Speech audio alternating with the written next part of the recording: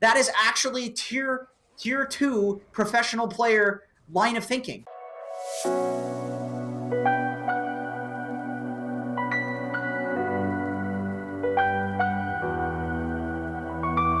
Because of a Dota game. Like, for the first time in a long time, I got into a pub and genuinely made a friend just by, like, having fun with them.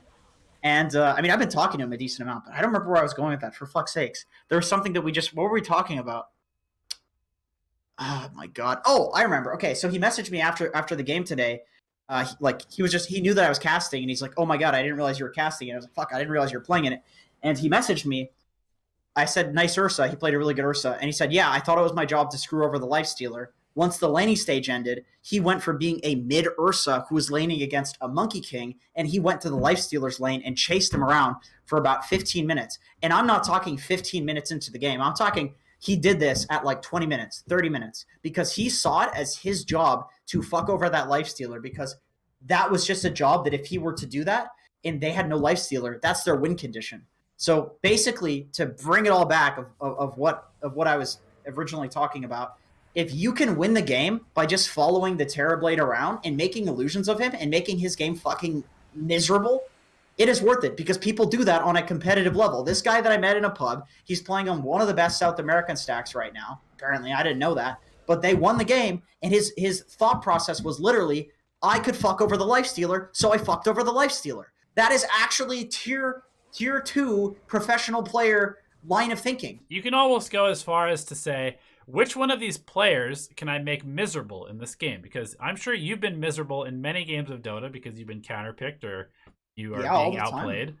Every day. Just remember that is basically the purpose of your heroes in Dota, is to make the other team's heroes miserable. However, I like going like 7 Bloodstones because I think it's funny and cool, but that's not what pro players are doing right now. Most people are going like Yules into 2 Bloodstones, or Orchid into 2 Bloodstones, or it's really never more than 2 Bloodstones, to be honest. Other than like Thompson, but Thompson is like the prime. What's it called? There are rules and there are exceptions, and Thompson is an exception, 100% of the time. Obviously, yeah. Like that much is given by now after they fucking won TI.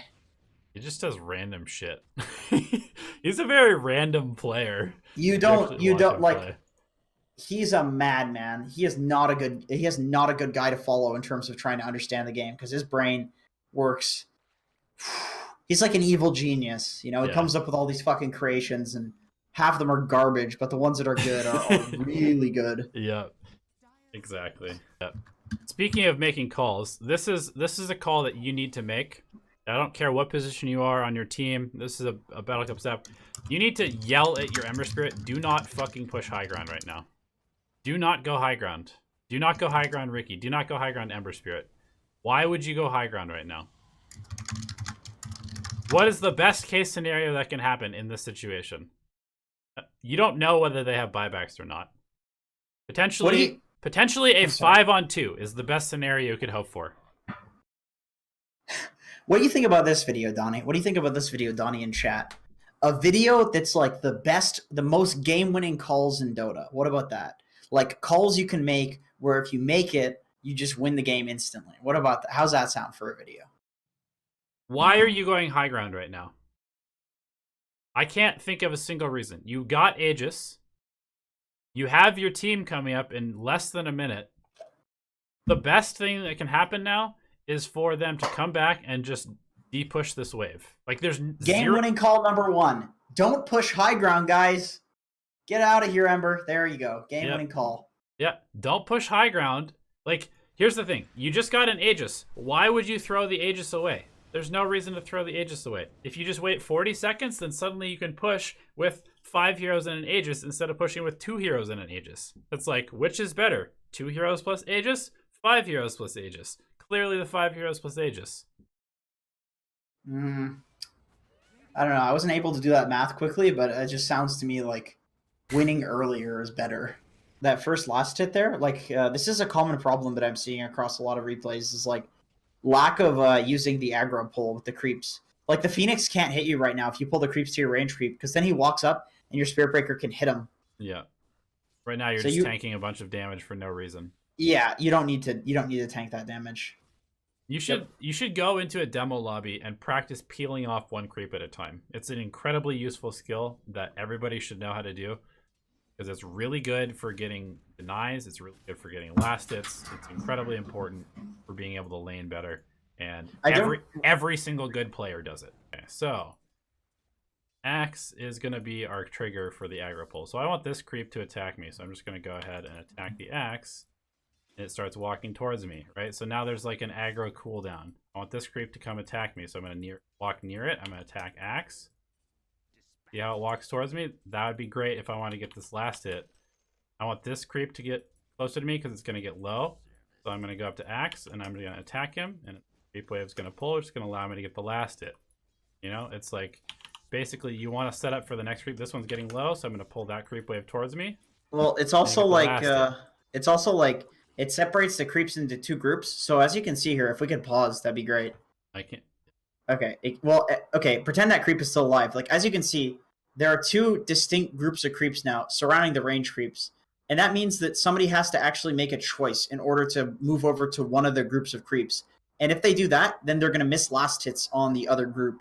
So this is something that you could do in situations where otherwise you would take harass in order to get CS. Because for instance, if a Phoenix is standing by the Axe and he now tries to hit you, the creeps over there hit him. Yeah. So it gives you like a defense mechanism, and then also the carry is going to be busy last hitting all the creeps on his range creep. Yeah. So the carry's not going to hit you either. So not only does the Phoenix take damage, the carry is going to hit you as well. So the separation into two groups is really important. And then also you can use this to actually peel creeps off of the creep wave and into your tower. And you can like slowly, Ice is amazing at doing this. And the way that you do that is you pull the creep and then you hit it. Yeah, you hit it or you just keep tanking it. Like you stay within the range of it. I think you have to hit it actually. Yeah. It's lagging for me a little bit. But you can do that, and that's a way that you can constantly pull creeps closer and closer and closer to your tower. Eventually it'll push, and then you can pressure. And that's something that like is particularly useful if you're in a lane where you're struggling. Like 1v3 as an offlaner, you have to do that or you lose. Like that is the most important aspect of 1v3ing as an offlaner. Yep. Is pulling those creeps into the tower and getting the bare minimum CS that you can get. And the thing is, sometimes they will get denies on you and they will harass you anyway, but they're trading resources for it. Dota is all about just getting the better resource trade, trying to get as many resources from people across the map as you can.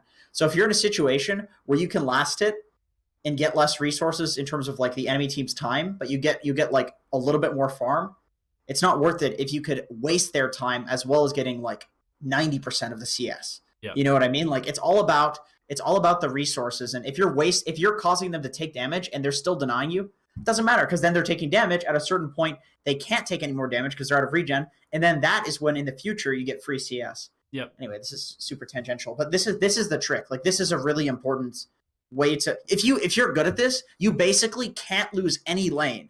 Like literally any fucking lane in Dota, you will be able to not only go even, you will be able to win if you are good enough with this, because there are so many things that you can do to like double up creep waves, to get the creep wave to push into them, to pull into you, and you can out level them by just being better at using these creep mechanics. This is like a mini game within Dota that is like has so many permutations of where you can pull the creeps, how you can CS them, how you can make it cost more for them to get a deny, or you can go for like there's so many things that you can do in terms of using this trick. Yeah, and here's another thing that this does. We've got this separation between two parts of the creep wave. We have the more important parts of the creep wave here. And there's a very good chance that, especially in the lower levels, the carry will just go for these CS, and he'll ignore the fact that there are range creeps over here, which are much, much more important. And so people will tend to stay closer to their tower, even though it's the shittier creeps to CS. Yeah, so you'll actually get to deny a bunch of range creeps. And ideally, what you would want to do is you'd want to split this, and then you're going to watch this creep, and then you're going to go up and you're going to last at this creep, and then you're going to come back and deny the range creeps over here. And the carry will just be trying to like CS here. However, if he runs over to try and get these, then you can also just run back over here, kill the range creep, and suddenly he's losing 3 creeps into his tower. He's going to have to decide, oh shit, do I go back to my tower and try and catch these creeps that are now running away from me, or do I just get this range creep over here? And then once you've done that, if he goes and gets this range creep, now you're happy to run back with these 3 creeps into your tower because you're supposed to be losing the lane already. And so now you're getting 3 creeps plus you got the range creep CS, and the carry is stuck chasing his creeps back to his tower away from you, away from being able to pressure you. He's pretty garbage. Damn, Void looks buff. That's how I want to look. He is buff. Chiseled. He's had infinite time to work out on his. That's true. That is kind of cheating. Yeah.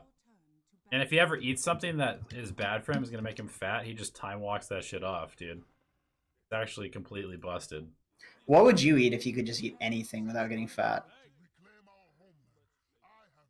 Probably just pizza. Or chocolate ice cream. I already do that with pizza. I mean, I do too, which is why I'm fat.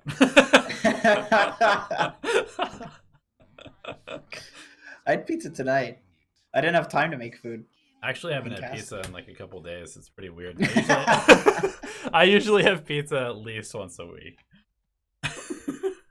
That's fucking disgusting. It's so good though. It's been 3 days. I love pizza.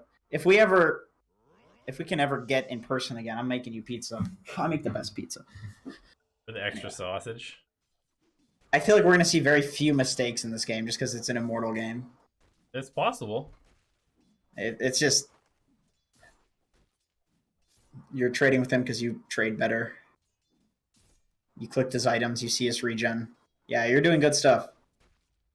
It's going to be like 1 or 2 mistakes. You're going to make huge fucking mistakes, and I'm going to rail into you for it. Believe me, I will.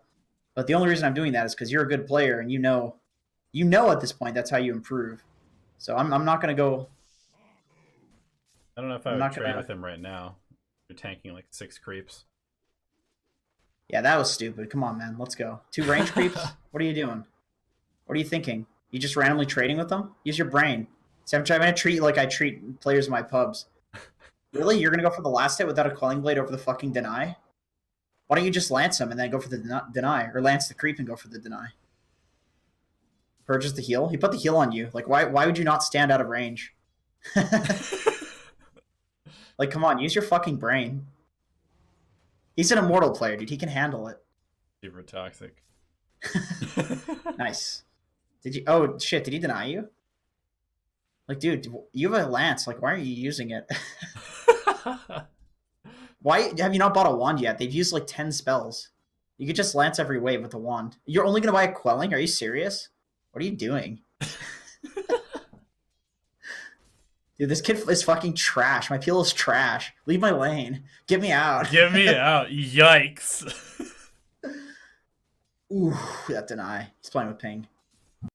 Yep. That's the way she goes. Way she go. All right, guys. Road, boys. Thanks so much for watching, guys. We've had a great replay review session. Hopefully you guys learned some stuff. Hopefully you guys aren't tired of listening to me and Jenkins bitch about your play. If you want your replays reviewed next week, patreon.com/DotaAlchemy. Yep. There you go. All right. Good luck in your games. And if you lose, don't blame us. If you win, we'll take all the credit. Hello everyone, and thank you for watching the video. We genuinely appreciate your time and attention spent with us here on the YouTube channel.